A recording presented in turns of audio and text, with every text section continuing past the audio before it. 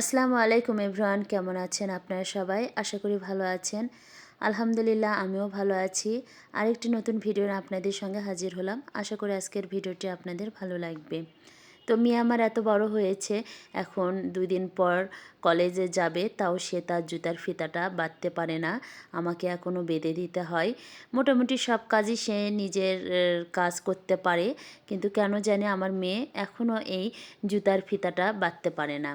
তো অনেকবার শিখিয়েছি, আর মানে চেষ্টাও করেছে, তাও পারে না। আসলে হয়তো আমার কাছ থেকে সে বেঁধে নিতে চায়, সেজন্যই। পারলেও হয়তো আমার কাছে স্বীকার করে না সে পারে।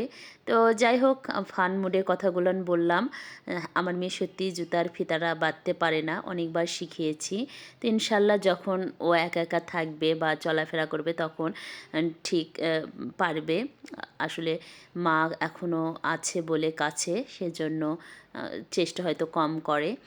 তো এই তো আমি তো আপনাদের তো বলেইনি কোথায় যাচ্ছি। আমার ছোটো মেয়েও আমাকে হয়রানি করার জন্য খাঁচার ভিতর থেকে বের হয়ে দৌড়াদৌড়ি শুরু করেছিল। তো যাই হোক, ধরে পাগলে 2 জনকে নিয়েই চলে যাচ্ছি ডাক্তারের কাছে। আজকে আমার ছোটো বাবুটার চেক আপ আছে ডাক্তারের কাছে, সেজন্যই যাচ্ছি। তো এই তো দেখেন, আপনাদেরকে একটু দেখিয়ে দিলাম। ও এই ঝুড়ির মধ্যে থাকতে খুবই পছন্দ করে, আর অনেক সময় আমি কোলেও নিয়ে যাই, কিন্তু আসলে ঝুড়িতে ওই স্বাচ্ছন্দ্য বোধ করে, সেজন্য ঝুড়ির মধ্যেই রাখি। তো আপনাদের সঙ্গে কথা বলতে বলতে আমি প্রায় ডাক্তারের কাছে চলে এসেছি। এখন আমি তো রিক্সা থেকে নেমেও যাব। তো আপনাদের বলাই হয়নি যে কেন ডাক্তারের কাছে যাচ্ছি। আমার অ্যালেক্সা মনির একটু প্রবলেম দেখা দিয়েছে, সেজন্য ডাক্তারের কাছে চেক আপে নিয়ে আসলাম।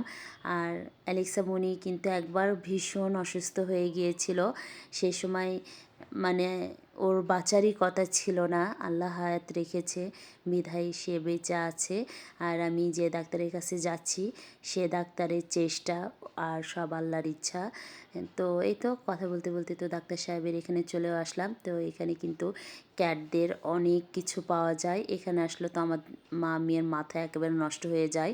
অ্যালেক্সা মনির জন্য কী নিব সেই মানে দেখতে থাকি, একেবারে আমরা পাগল হয়ে যাই। অ্যালেক্সা মনির জন্য যদি সব কিছু বাসায় নিয়ে আসতে পারতাম, তবে আমাদের মেয়ের মানে কলিজা ঠান্ডা হতো এইরকম।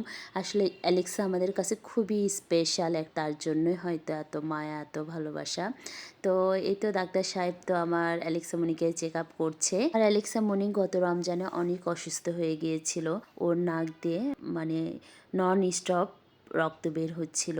সেটাই ডাক্তার আবারও চেক আপ করছে যে নাকটা ঠিক আছে কিনা, কিসের থেকে কোথা থেকে কি যে হয়ে গিয়েছিল আমার বাচ্চাটার। আমি আবার আপনাদের সাথে একটু পর কথা বলি, চলুন ডাক্তার সাহেব আমাদের কি বলে সেটা একটু শুনে আসি। ঠান্ডা ফ্লোর আছে, ফ্লোরে বেশি দিবেন না, কারণ এখন ঠান্ডা যদি থাকে ঠান্ডাটা চলে আসবে। ঠিক আছে, ফ্লোরটাকে অ্যাভয়েড করবেন, টাইলস ফ্লোর। একটু বেড ইউজ করবেন, যে যেগুলো মখমলের যেগুলো বেড আছে ভেলভেটের, এগুলো বেড ইউজ করতে হবে।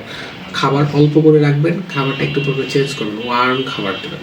খাবার দীর্ঘ সময় বেশি করে রাখতেছে। ডাক্তার সাহেব তো আমাদের অনেক কথাই বলেছে, কিন্তু একটুখানি কথা আপনাদের সঙ্গেও শেয়ার করলাম। তো আমাদের চেক আপ করানো শেষ। আর যে কথা বলতেছিলাম আপনাদের সঙ্গে এর আগে, যে আমার অ্যালেক্সা মনে অনেক অসুস্থ হয়ে গিয়েছিল। তো রমজানেই তো অসুস্থ হয়েছিল।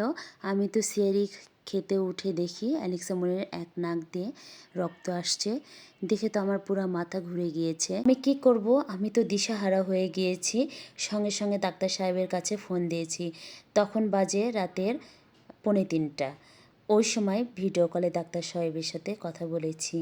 আর এতটাই অমায়িক একটা মানুষ, কি বলবো, যে ভাষায় বলে না কেন কম হয়ে যাবে।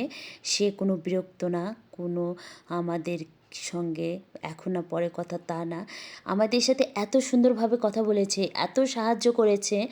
মানে কি বলবো, এই যুগে মানুষ এতটাই ভালো হয়। আর তার চিকিৎসা তো মানে বলার ভাষা নেই, এতটাই ভালো। আমি মানে বগুড়ার কেউ যদি আমার এই ভিডিও দেখে থাকেন, অবশ্যই ডাক্তার সাহেবকে মানে ভিজিট করতে পারেন। আমি তো ভিডিওতে তো সব ডাক্তার সাহেবের অ্যাড্রেস দেখিয়ে দিয়েছি। তো আজকের ভিডিও এই পর্যন্ত। সবাই ভালো থাকবেন, আল্লাহ হাফেজ।